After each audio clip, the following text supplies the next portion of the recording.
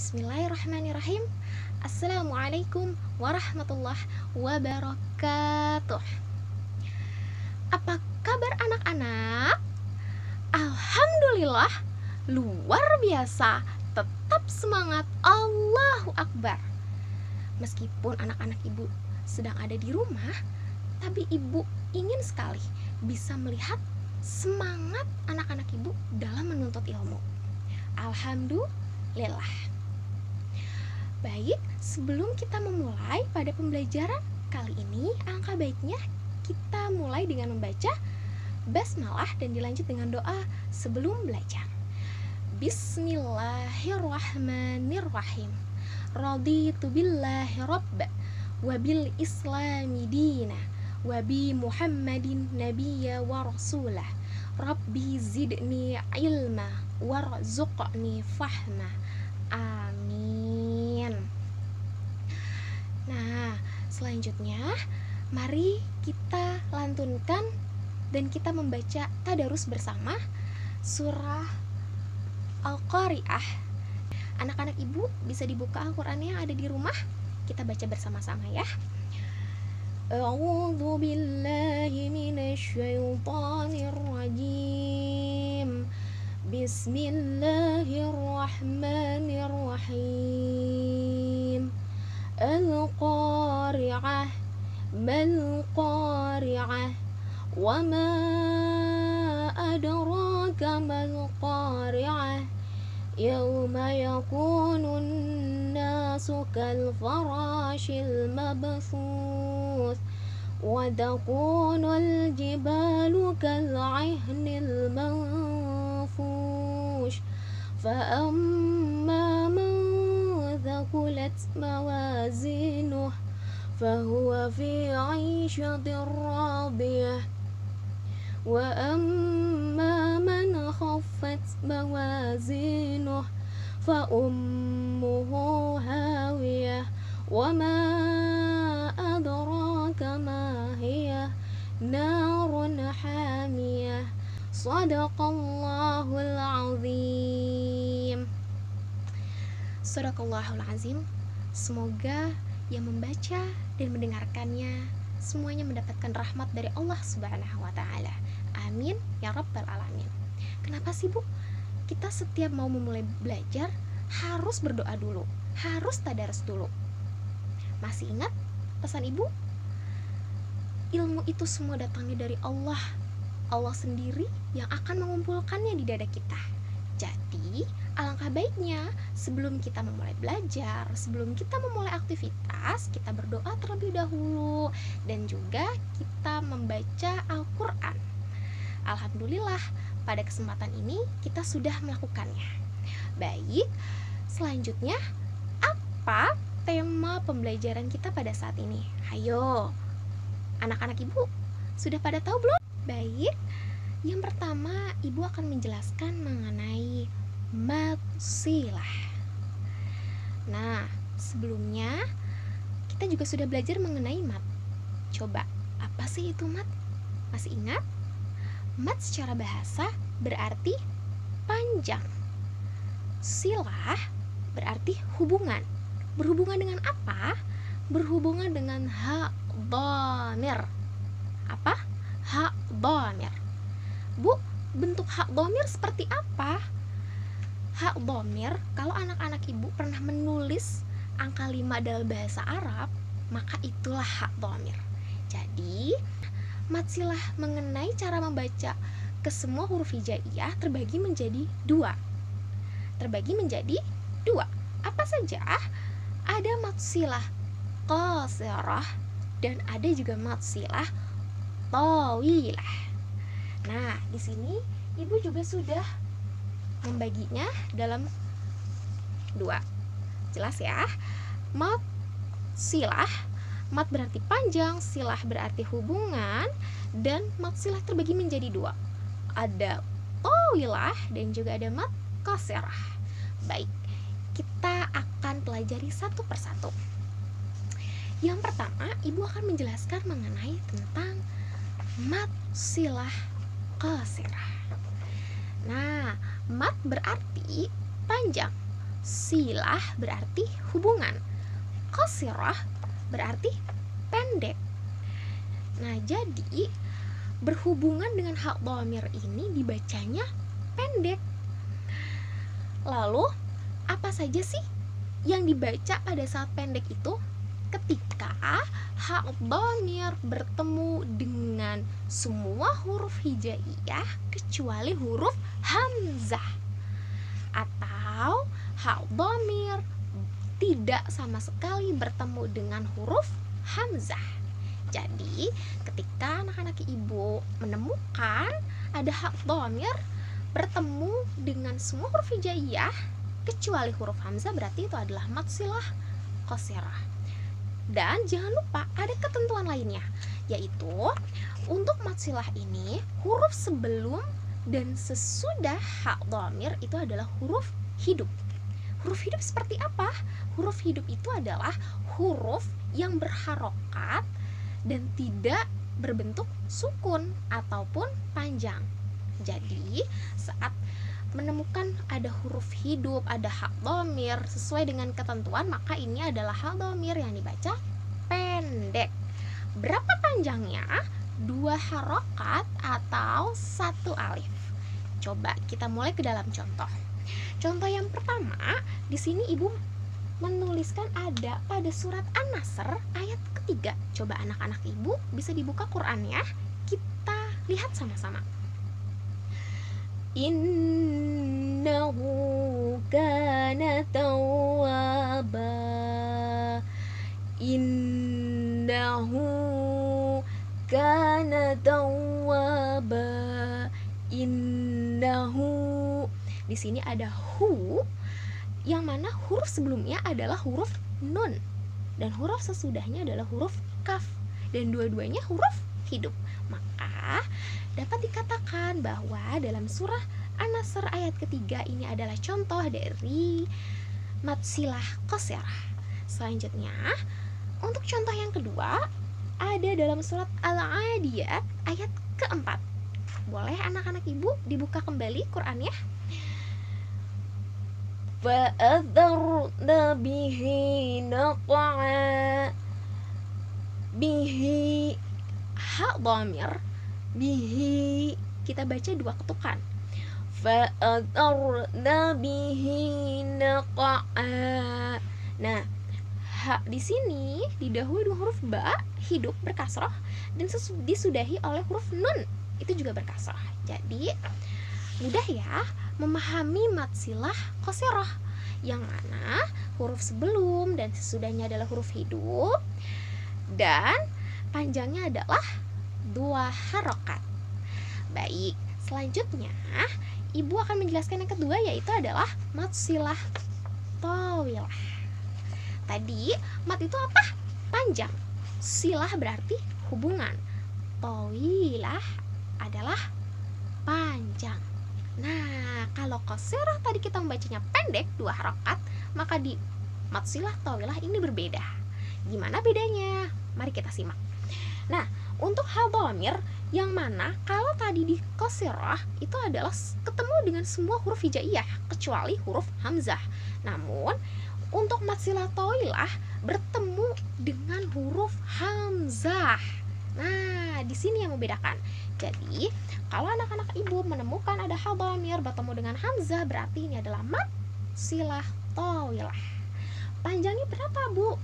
Panjangnya 4-5 harokat. Nah, inilah yang membedakan, makanya disebut dengan tawilah, panjang, karena dia lebih panjang cara membacanya dan pengucapannya. Untuk syarat dan ketentuan lainnya masih sama. Huruf sebelum dan sesudahnya adalah huruf hidup. Mari kita lihat contoh berikut. Yang pertama, di sini ibu menuliskan ada surat Al-Humazah ayat ketiga. Oke, bisa dibuka kembali Al-Qurannya. Kita baca. Balahu akhladah, lahu akhladah. Di sini ibu memilih untuk membaca 5 ketukan. Balahu akhladah. Oke. Selanjutnya ada dalam Quran surat Al-Baqarah ayat 255, atau pada surat Al-Baqarah yang kita sering baca yaitu ayat kursi.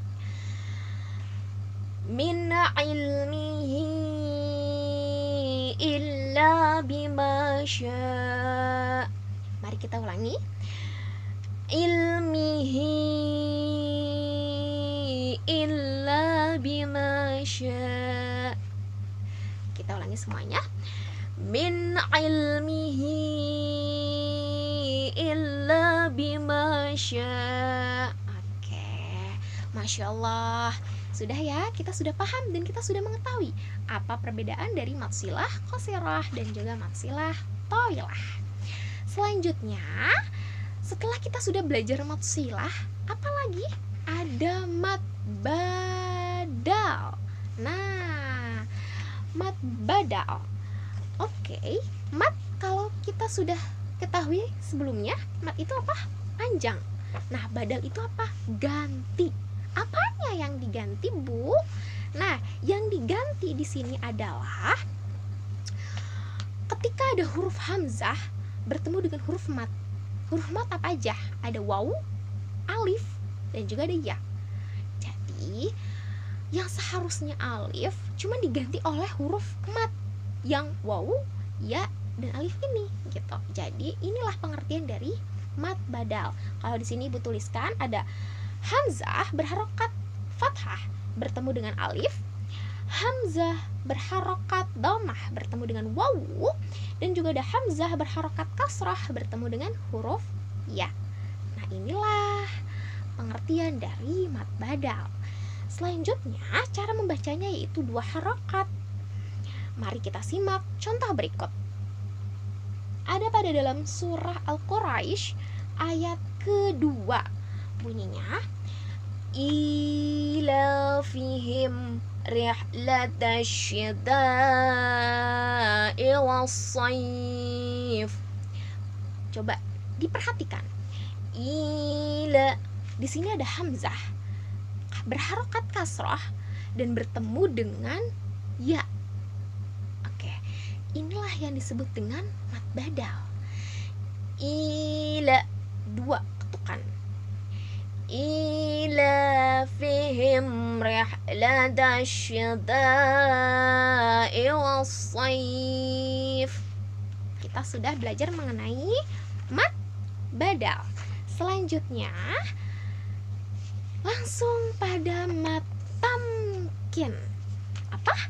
Mad tamkin. Mad berarti panjang. Tamkin apa sih, Bu? Tamkin ini adalah penetapan, pemantapan, dan juga penguatan. Hah? Apa yang dikuatin? Nah, kita lihat. Jadi, bacaan mad yang terjadi karena adanya ya sukun atau mati didahului oleh ya bertasydid yang berharokat kasrah. Nah, gimana ya? Cara membacanya yaitu memantapkan bunyi huruf ya yang bertasydid ini dengan ditekan dan juga ditahan. Contohnya, langsung aja kita ke contohnya, Bu, biar paham. Anak-anak Ibu susah nih kalau emang nggak melihat contohnya. Oke, kita buka ya dalam surat Al-Mutaffifin ayat ke-18. Oke, buka. Nah, apa bunyinya? Kalla inna kitabal abrari lafi illiyin. Li ditekan. Illiyin agak ditahan.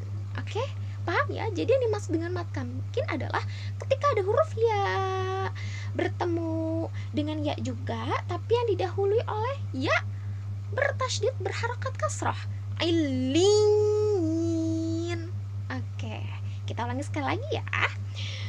Kalla inna kitabal abrari lafi illin. Oke, akhirnya itu adalah mad farqi. Apa? Mad farqi. Mad berarti panjang, farqi berarti pembeda. Wow, apa yang dibedakan ya? Jadi mad farqi ini digunakan untuk membedakan antara kalimat tanya dengan yang bukan kalimat tanya. Nah, jadi kalau anak-anak ibu sedang baca Al-Quran, terus kemudian melihat terjemahannya, ada tanda tanya, wah mungkin saja itu ada salah satunya mad farqi, seperti itu. Apa aja sih Bu ciri-cirinya, contoh-contohnya? Karena kan kita nggak tahu Bu, ini Arab artinya tanda tanya atau bukan. Nah, kita akan pelajari nih di sini. Di sini, mad farqi itu adalah cara membacanya memanjangkan hamzah istifham. Jadi hamzah istifham ini digunakan untuk kalimat atau tanda tanya gitu, dalam bahasa Arab. Yang dibaca 6 harokat, 6 ketukan. Oke, selanjutnya dan diidghamkan ke huruf berikutnya. Idgham apa? Masih ingat? Idgham adalah memasukkan. Jadi setelah dibaca 6 harokat panjang, terus kita masukkan ke huruf berikutnya. Contohnya aja langsung Bu. Oke, siap. Contohnya itu adalah pada surat Al-An'am ayat 143. Qul adzakaraini harrama amil unthayain. Perhatikan. Di sini ada hamzah. Kemudian bertemu dengan tasydid. Ada huruf za bertasydid. Jadi ada hamzah ini bertemu dengan alif. Ini adalah contoh dari tadi mad badal. Oke, mad badal. Terus bertemu dengan ada za bertasydid. Nah, ini panjang. Maka di sini ada keterangan di atasnya, itu adalah bendera, ada benderanya. Jadi ini yang kita ketahui, ini yang kita baca panjang 6 harokat. Kita ulangi sekali lagi ya. Qul adza.